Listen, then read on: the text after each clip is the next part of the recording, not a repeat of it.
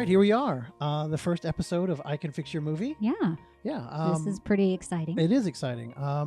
This whole channel is all about, like we love movies, right? Yeah. We love watching films. I mean, this is something we've done for years and years. Just like talked about movies. Everybody's been in that situation where they're sitting back and they're watching a film and they're like, I love that film, but there's something about it that didn't quite... Right. That had potential. Yeah. But... something didn't land. Or why did they make that decision? Or that ending was... right. Or this could have been an easy fix. I don't understand the choices there. Yeah. And a lot of people just kind of... maybe they just don't like a movie because... and they don't exactly know why. Right. Right? That was a bad movie. Yeah, that was a bad... and when really it was a pretty good movie and a pretty good idea, but it could have, if with a couple tweaks... Right. Could have really nailed it, and it would have been a really solid film. Yeah. And so that's kind of where, we want to look at that idea of like, we can fix your movie. Now, I will say right up off the bat, we will say some things that people will not agree with. Definitely. That's fair, I think, to say. People will be like, wait, what are you talking about? That's a terrible idea. That's fine. And that's cool. I mean, we fully invite people to not agree with what we're talking about and what we're saying and sure. say, hey man, that's a dumb fix. There might be multiple different ways to fix a movie. We just are picking the ones that we like the best, that we think kind of shore up those plot holes in the best way possible. Or character arcs or whatever we think is wrong with the movie. Right. A lot of times, the fixes are not that hard. Yeah, they're not that hard. And we know that also there's a lot of people involved, and there's thousands of people involved with movies. It's not just a writer. It's not just a director. There's people that are, producers that are like, what we should do, or they do a focus group, and the focus group has gotten it terribly wrong, and they fix a movie that shouldn't be fixed. They changed something that never should have been changed. Never should have been changed. But that's the idea. We're going to go through this and dive into some films and just kind of try to fix them the best we can. Yeah. So, because we love movies. We really that's right. Love movies. So the first one we're going to do is a film that we saw not too long ago. Right. And it's a newer film, and you might not have seen it yet, but it's called The Electric State. So we're going to give you a quick synopsis of the film and walk you through it, and then we're going to go just through the issues and try to fix those things. Sounds good. So it's set in an alternate 1990s time period when robots and humans coexist, and these robots are super advanced, but they become sentient, right? And they're sentient robots, and the whole spiel was that they all of a sudden wanted to live a different life. Right. They wanted freedom. They wanted freedom beyond what they were programmed to do, and it caused this kind of war, right? And this group shows up centered around this guy named Skate is his last name. Yeah. Kind of a Steve Jobs kind of guy, right? Yeah. This, sort of this techie business owner guy. And he's got this organization called Center, right? And he comes up with this brilliant idea that during this war, because the robots were winning, because obviously they're stronger and faster because they're robots. Yeah. Right. Yeah. They're absolutely robots. And he was like, okay, what we can do is we can use the robots, but put people at the center of the robots. So the people will be controlling the robots. Human consciousness. Yes. Controlling robots. In a robot. And it turns the tide, right? Mm-hmm. And these new robots from Center, they totally beat back the sentient, I want to be free kind of robots. And they put them all, they sign a peace treaty with Mr. Peanut, who is a robot. Which sounds kind of silly, but we'll get to that. He is the leader of the sentient robots. Believe it or not, Mr. Peanut, in all his peanutty glory, he signs this peace treaty, which means meaning all the sentient robots go to this area called the exclusion zone, right? And so then the whole film basically is set in that kind of an idea. But the film follows a young orphan named Michelle. She didn't start off as an orphan, but she becomes an orphan. And it's Millie Bobby Brown, very talented actress. Love her. She's amazing. amazing. She's fantastic.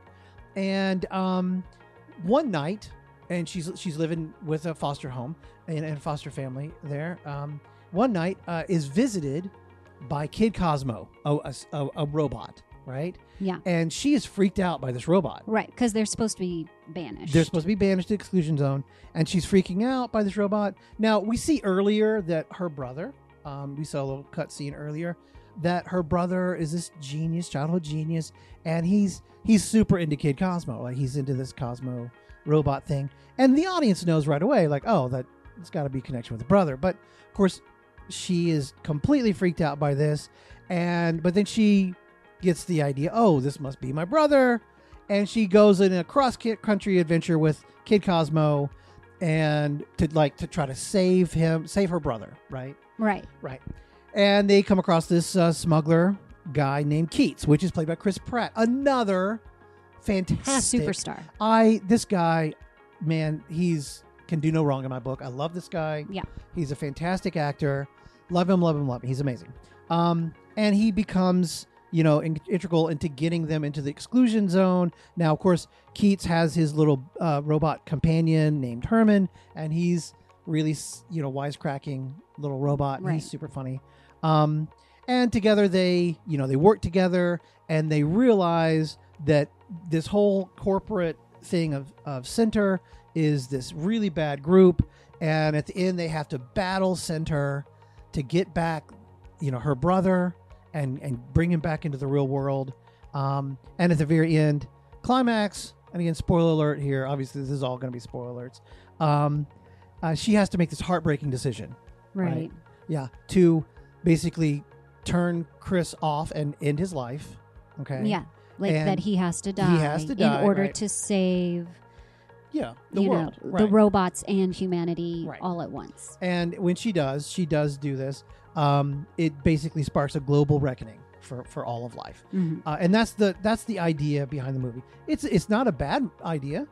Yeah, the idea of it is really interesting. Yeah. The look of the movie is really interesting. Yeah, those are the likes. Like the likes that I have, the actors are great actors. They picked some really talented people for the movie. The guy playing Skate, Stanley Tucci, amazing. Just love him. He's one of my favorites. I absolutely adore him. Everything he does, I'm like, amazing, talented actor. Yeah. So it wasn't necessarily that they didn't act these characters well. It was, I think. Well, I'm thinking the actors are good. I'm not saying that they all acted them well, but they didn't quite. They didn't. They didn't have enough to. Well, the characters themselves were a little bit shallow. Yeah. And it's hard to bring a lot of depth. Yeah. To really shallow written characters. My dad had a saying: "It's hard to polish a poo." Right. And as much as you polish it, it's kind of it's still poop. At the end of the day. Okay. So, and the visuals were fantastic. I mean, there's these shots of like this robot leaning on the electric wires. It's this big, huge thing. It's like, that's beautiful. Visually, the movie had a lot going for it. Tons going for it. It should have really killed it. The cinematography was beautiful. Was really great. Great choices. But there was a lot of issues. So let's jump in. Okay. Right? You want to jump in? All right. So we're going to start with a couple things. We always start with like characters and kind of some plot lines, and then just go into things that like really would have made a big difference.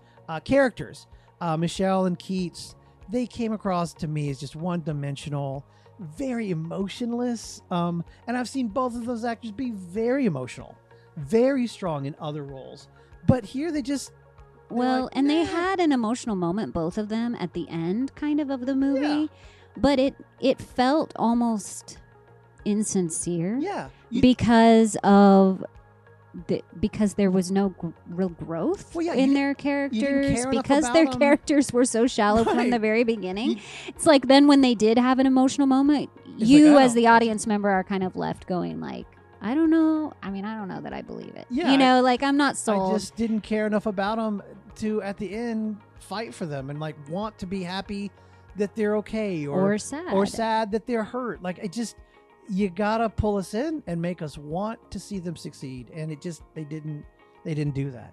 And like I said, I think mostly it's the script. I don't, because I've seen those actors be incredible with fantastic work, and it didn't land. Michelle's quest to save her brother, it just never fully lands because they just didn't make us want to like them very much. Fix it. How to fix it?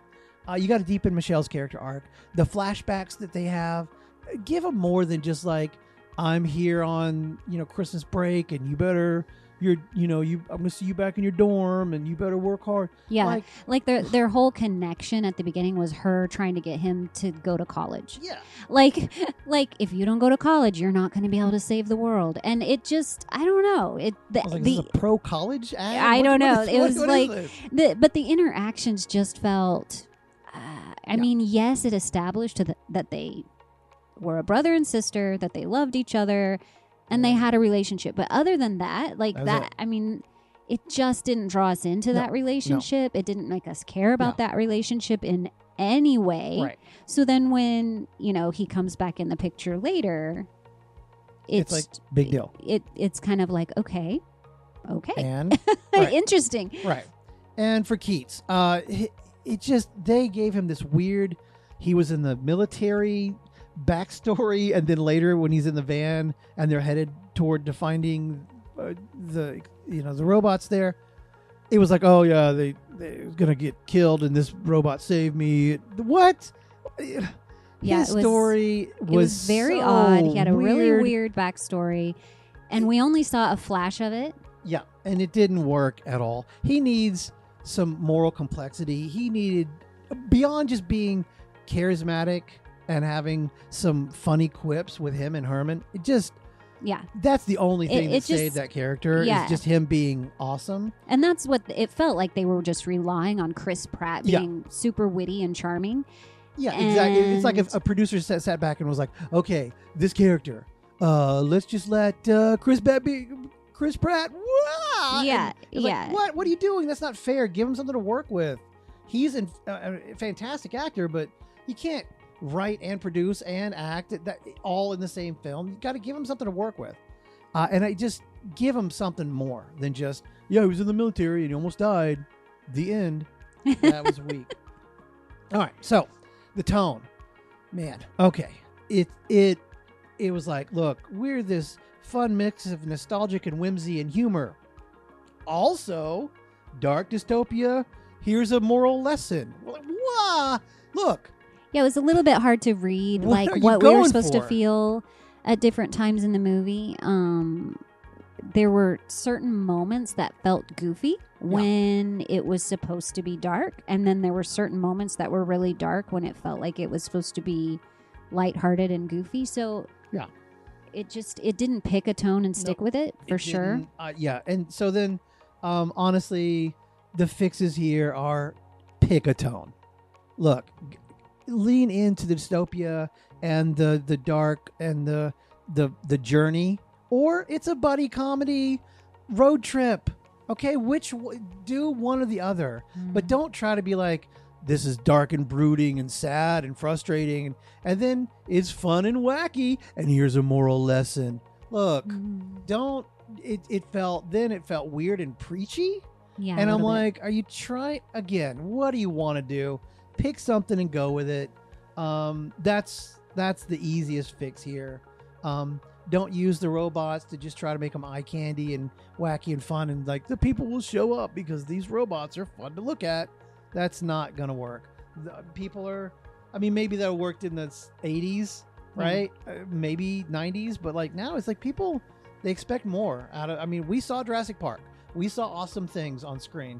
It's never going to go back, right?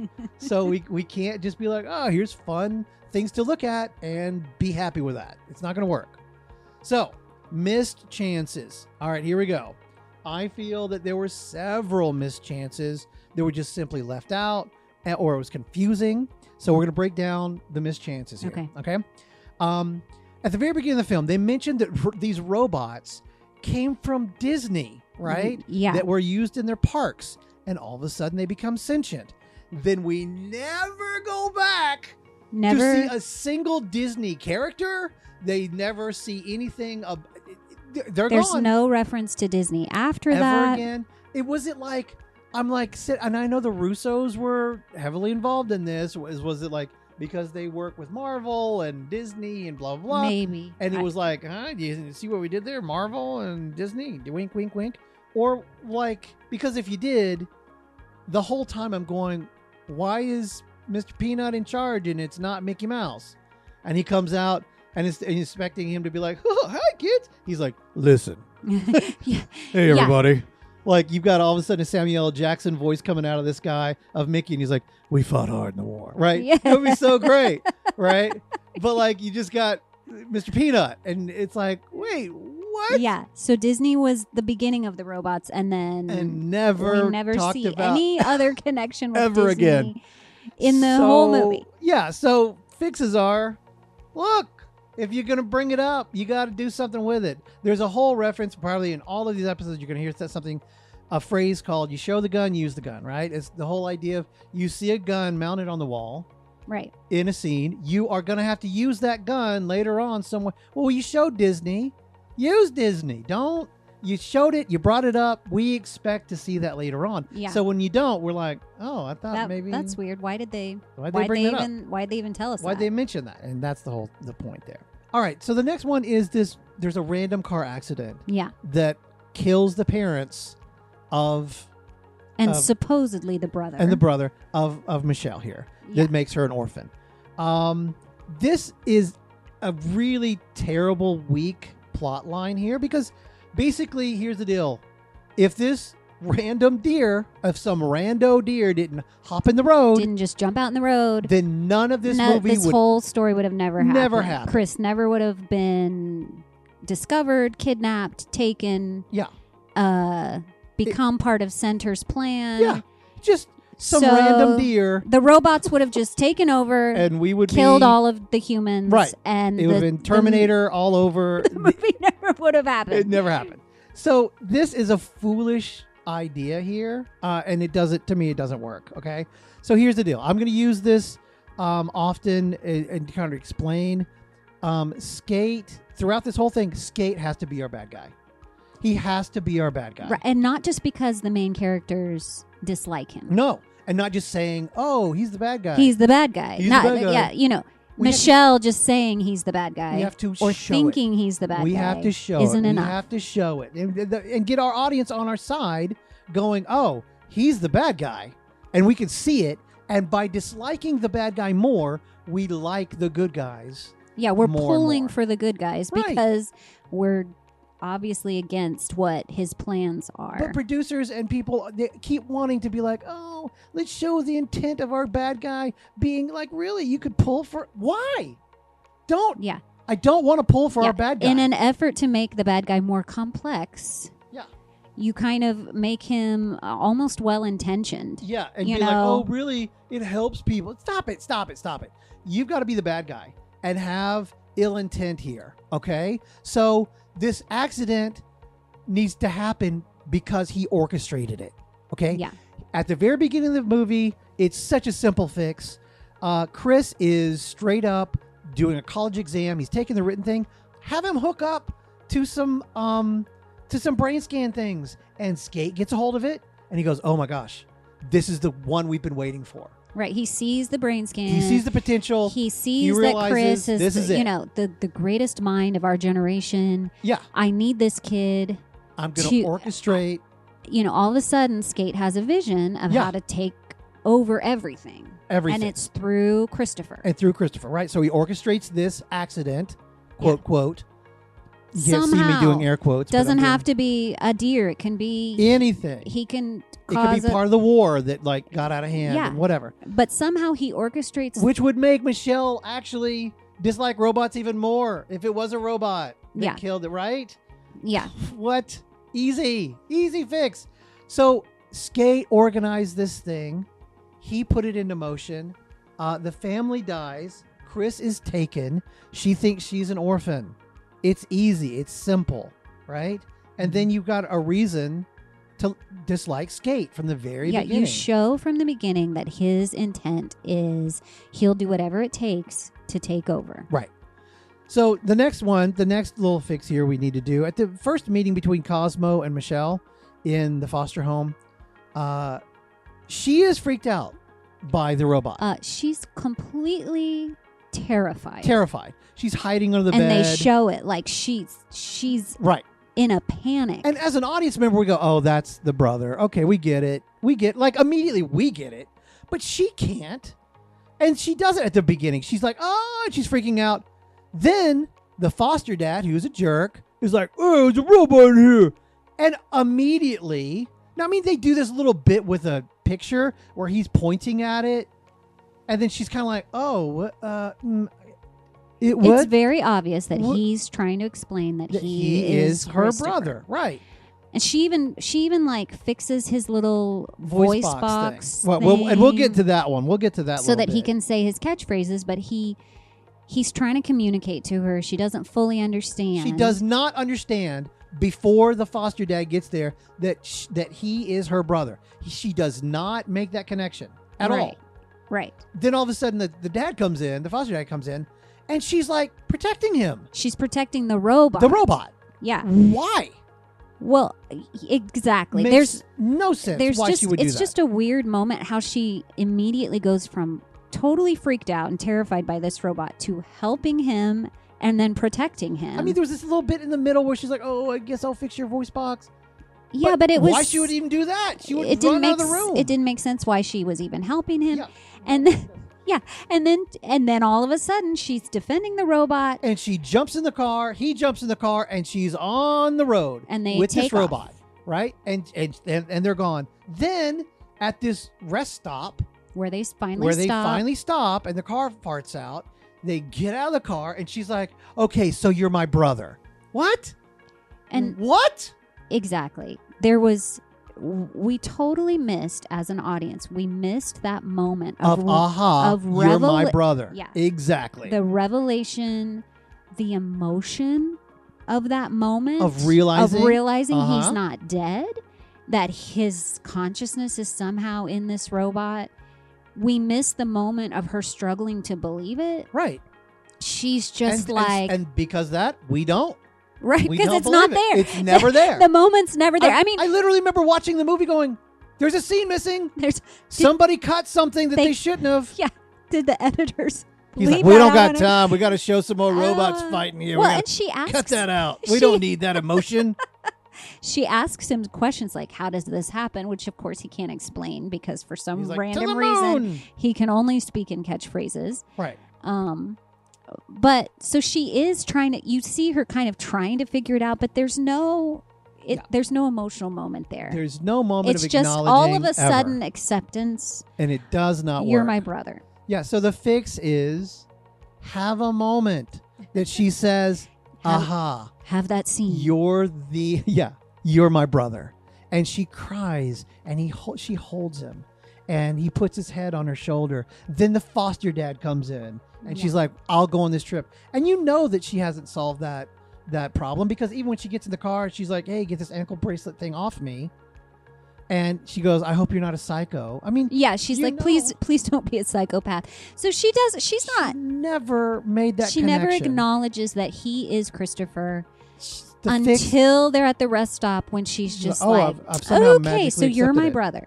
And so the fix is to have that moment. Yeah, have this moment. Let us feel it. Let them see it. Let us see them understanding what is happening and move on. Yeah. Right? So backtracking a tiny bit, there's that scene we talked about him coming in going, she's like, "Oh, your voice thing is messed up. Let me fix it." Again, why? Don't know. We've already covered that. But when she does fix the voice box, we realize that he is the only robot in this whole film that speaks in these catchphrases thing. Well, every other robot from that point on until the entire end of the movie is like, "Hey, how you doing? Let me talk to you in perfect English.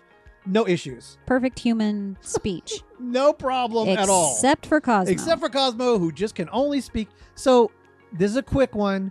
The quick fix is, she says, your translator is destroyed here. This wire's loose. This box is destroyed. Maybe we can find something later. But your catchphrases is unharmed. Let me hook that one up. And he's onto the catchphrases, and he's using those. Something, you got to give us something, because just going like, oh, I can't speak is stupid. Now, I do like the idea that he could only use the catchphrases, because then he would just explain everything, right? But a simple sentence just to explain why he couldn't talk. He couldn't talk and could only speak in catchphrases are fine. Just explain to us why. Give us one little sentence, okay? All right. Why are these robots in the war in the first place? This one, it shoots back to the very beginning, but it's throughout the whole thing. Why are they wanting to live beyond their programming? I don't have a problem with the idea that they want to be, outgrow their program. It's like a very human thing to say, hey, I want to go beyond what I've been given in life, and that's fine. I think that's great. The issue is when Chris Pratt and Brown get to this mall later on in the story, in the exclusion zone, they are meeting robots who their entire thing is doing the thing that they were programmed to do. This hairdresser robot was like, can I cut your hair? Please, it's been so long. I need to cut hair. Please, can I cut your hair? Please. And you're like, so you want to do something different, or do you not want to do something? It feels kind of like you kind of don't want to do something different, right? So to me, it's a hard sell, right? And it kind of is a theme of this whole movie. It's a hard sell. That all robots everywhere on the whole planet just immediately decided they didn't want to serve humans anymore. And they fought a war, and then they're excluded because it set up this huge chain of events. Yeah. So now I'm going to come back to the thing we talked about already. Comes back to Skate. Here is the fix, folks. And this is the big one, I think, if they just fixed this one, it would have, I think, changed the whole movie. Okay, here's the fix. Just like Skate orchestrated the death of the parents and to steal Chris, Skate orchestrated this move, okay? Here's the fix. At the very beginning, he sees the robots, he sees their potential, but he also says, look, I can use this to use my technology to create my own empire.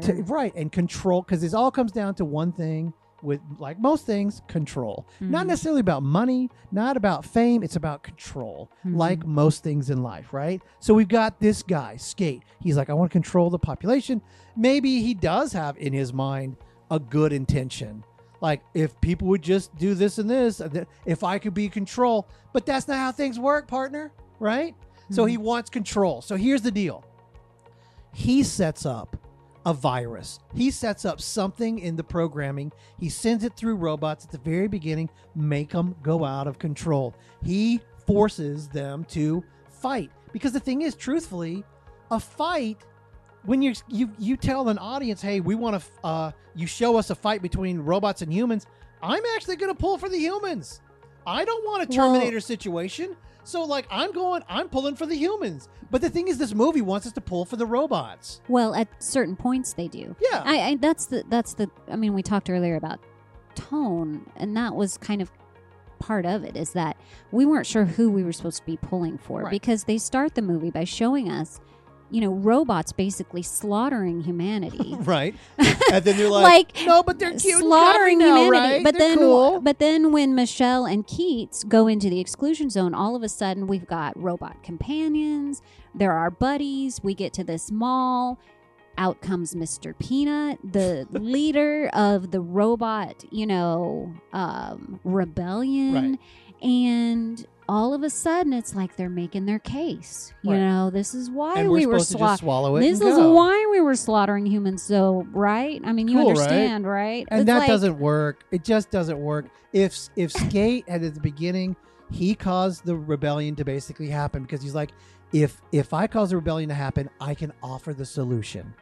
Right. If I offer the solution, then I control you. And that's exactly what happened, right? That's what he wanted, but he had to be the cause so that he can be the answer. Yeah. Right? And I think that could have been as simple as he finds a virus that's easily downloadable and spread and through the robot population, right, which causes them to, rebel against humanity. And then the he offers the solution. But this is only after he realizes, that he has Chris that he can do his plan. Right, that exactly. he can use to create this kind of this bond between, human and machine. Right. And by causing this fake war to happen, he can then cause people to be afraid, then give the solution of here's these cool robots. And then also now look, the war's over, but look, we have all these cool robots that can do all the work while you're just hanging out. And now I'm controlling you, and you people are all under my control. Aren't I such a good guy? You're welcome. Yeah. And I'm like, wonk wonk. It didn't work, man.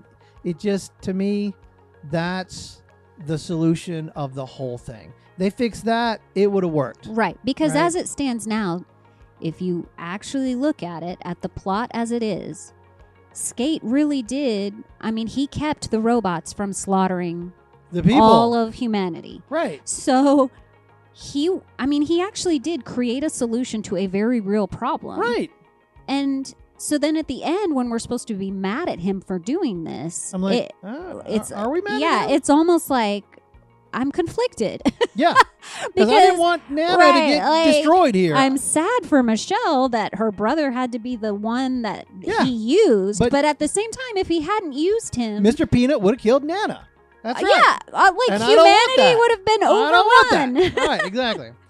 All right, so this is a quick one. There's a scene when Cosmo and Michelle are on this journey to find the P.O. box of the smuggler. Basically to find Keats so that they can get into the exclusion zone. Right. And Cosmo is pulling her in some, like a canoe, right? Yes. It's like, I need to get you there and you're going to sleep while I pull you with a rope in a canoe. Sure. Yeah, that was a tiny, tiny scene, but you're right. That's and here's the fix. Don't do that. It didn't need to be in the movie. Put her in a grocery cart. Put anything with like wheels. Like Cosmo's like, I don't know, put her in a kayak, I guess. I guess I'll just struggle to pull her thing across dry land on this kayak. We might hit some water. She was sleeping. I think the whole idea was to show that this was a long journey. And it was more than a day long. But it was the dumbest thing. I was like, don't do that. Don't do that. All right, simple fix, move on. All right. There was one instance that I was really confused about. There's a hunter, right? There's this hunter of robots. Okay, the hunter. Again, I love this guy. He's a great actor. I saw him Breaking Bad, Mandalorian. He's a fantastic actor. Really intimidating dude. I love his work.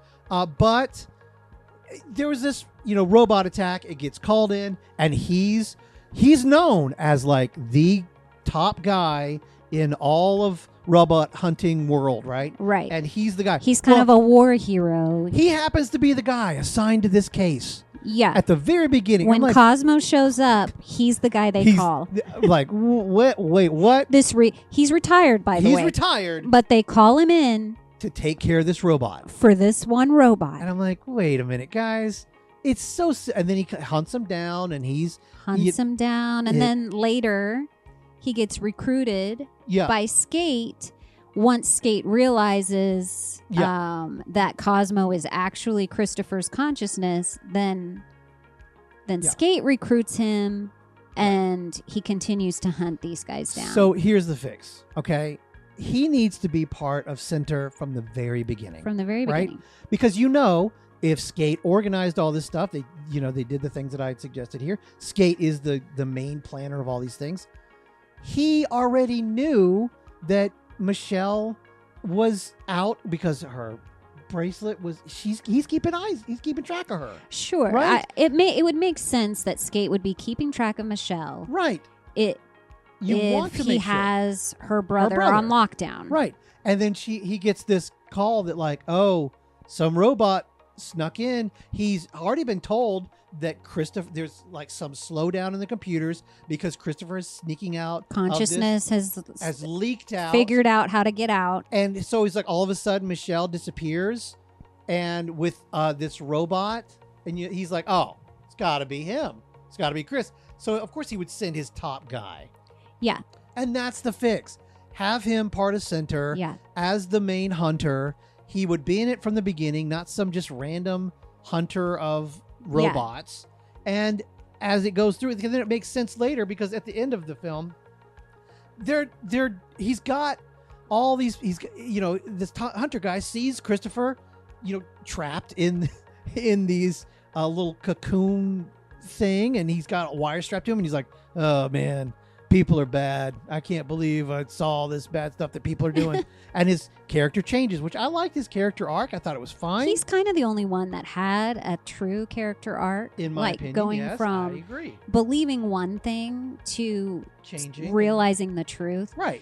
But yeah, if he worked with Skate from the beginning, instead of just randomly being assigned to Michelle and this robot, then it would make sense. Then that would make sense. Now, could he still be kind of in the dark about Skate's true plans? Absolutely. And could he still kind of realize the truth as he, as he began to go deeper? Yes. Yes, he can still have the arc from, kind of bad guy to good guy, but it would just make sense of why he's there in the beginning. Right. Why he's in the room at the end once they capture Cosmo and are transferring the consciousness back into Christopher's body. Right. I mean, this hunter guy's just in the room, and it's like, and Skate's telling him his plans. Right. And it didn't make any sense. Like, why would he do that? He's just some random guy that you hired to capture him. So if he was Skate's right-hand man from the beginning, then it would have worked. That would have fixed that plot hole completely. All right, let's talk about the ending. Okay. All right, the ending. Sis comes in and she's like, I gotta pull the cord to stop the bad robots from killing our friend robots, but if I do that, my brother dies. It's supposed to be super heart tugging, and we're like, oh no. Again, nothing happened to make us really love the characters and think the connection was real. So we're kind of like, I guess you got to do it.